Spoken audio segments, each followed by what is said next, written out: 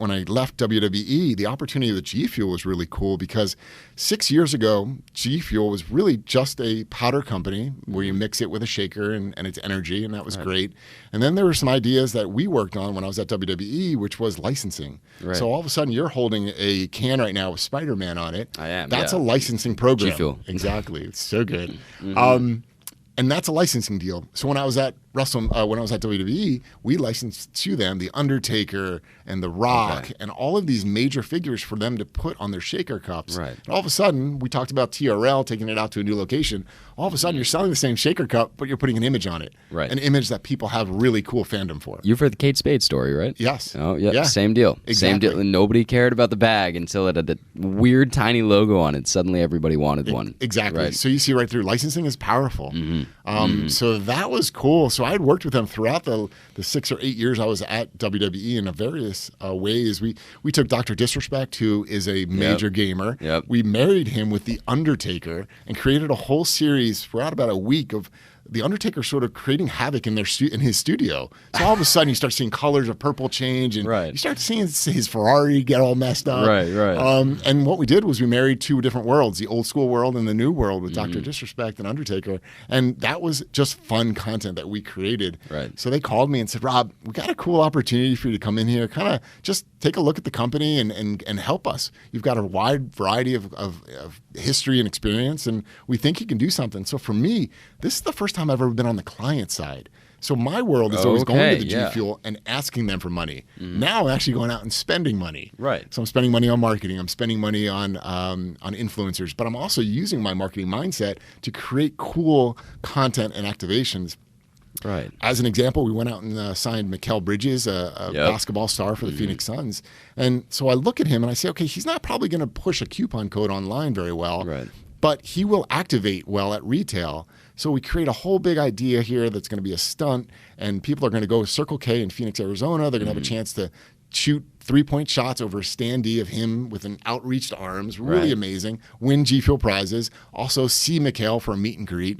But that's the sort of fun ideas I'm bringing now to G Fuel with regards to bringing things to life.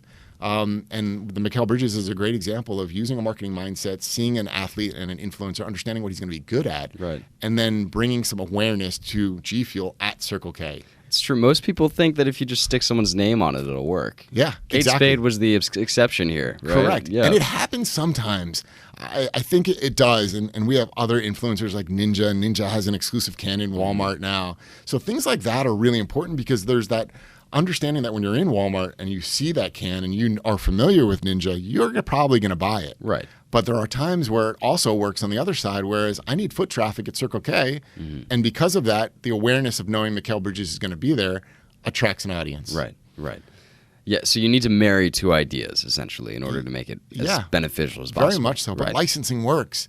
And for us, we're becoming a brand that's an entertainment brand where it still has that gaming underlay where you're either the casual fan or the serious fan in terms of gaming.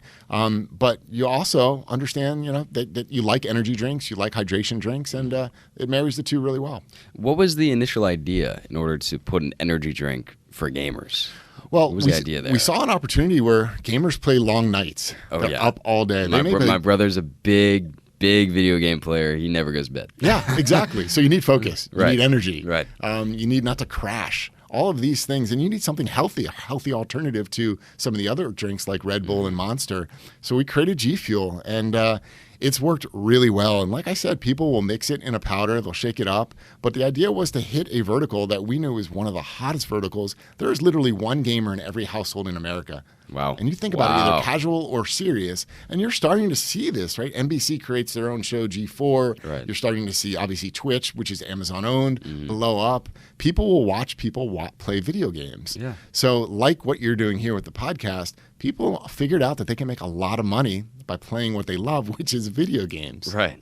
And become stars. We're talking about Dr. Disrespect. He's a star. But the great part about Dr. Disrespect is he created an image very similar to the images that WWE superstars create, which is a persona. He's created a persona that people look at and they're a little bit mesmerized by. They don't quite get it. This guy behind a costume, he looks different, he looks real, but who is he really? And those are the ones that stand out. So you look at companies like UFC and you say, okay, well, UFC's fun, it's good, it's cool, boxing is cool, but where's the character in these folks? And that's what they're missing. Nobody watches, I'm going to say this right now, nobody watches YouTube, people on YouTube, people on Twitch for the game. No. It's very rare. Yeah, agreed. It's almost always for the personality. Same with WWE. I don't watch The Undertaker because he's a good wrestler. Yeah. I'm sure there are way better wrestlers in the world, but he is very entertaining. Yeah, right. The ones who can create characters are the ones that work, and I think you're seeing that in a lot of these different leagues, whether it's the professional fighting league and others.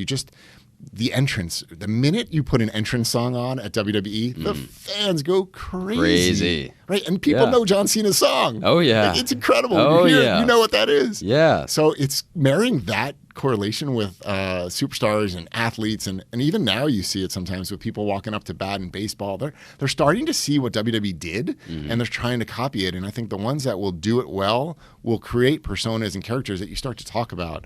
And I think that's really important for longevity of companies, is to build that sort of character persona. At the end of the day, that's where the money is too. Yeah, that's where the money is for the person as well, for the company. Oh yeah, think about what Andre the Giant. Win-win. Yeah, it's a win all around. It's a win all around. Appearances and licensing deals and television shows and movies. We talk about The Rock. The Rock is the greatest example of them all. WWE is, I think, it's probably the best example of people making a persona out of themselves and then taking it with them. Andre the Giant, like you said, turned into a movie star. Yep. For some reason, he's awesome. Everyone loves him. John Cena, I said earlier, Dave Bautista. Yep. All these big guys. Yeah, all these big guys. And it's crazy how they managed to do that. It's great. And I assume WWE helps them do that as well because it benefits them. It's a win-win, as we said. I think you learn that these folks are great athletes, but they're storytellers, but they also memorize lines really well. Right. And they know how to perform and they know how to bring a crowd. But we talked about what you're doing here in the podcast and building up your foundation of fans. They have an ingrained fan base already. Right. And we talked actually about publishing books and what your mom is doing, which is super awesome in the series. I love that. But when you want to try to get something published, they want an automatic ingrained fan base. So what movie studios see quickly with the WWE is these folks have 5, 6, 20 million followers on Instagram and Facebook. That's an easy promotion when I'm putting a movie out. So why don't we just transition them from WWE into a movie? Yeah. So it's pretty interesting when you think about it, and the dynamics that go about selecting these superstars. Pretty cool. The harder conversation is how do you get yourself up to that point, which is, I say a harder conversation because no one really knows who to talk to for it.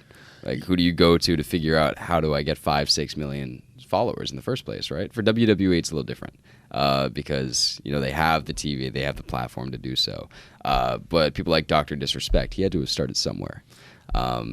Where that point is, I don't know. You'd have to ask him. Yeah, but it's true. It's finding a niche, and I think we talked about Mr. Beast. Yeah. Wow, right? Yeah. Finding the niche, and then also working with like-minded folks in that way. Right. So the Undertaker and Dr. Disrespect actually worked for each other in a way because that is a whole new audience that Dr. Disrespect's audience probably didn't know with the Undertaker, and vice versa. Right. So all of a sudden, the Undertaker grabbed different visitors and different likes and different followers because they were tapping into a new audience, and Mr. Beast does that really well.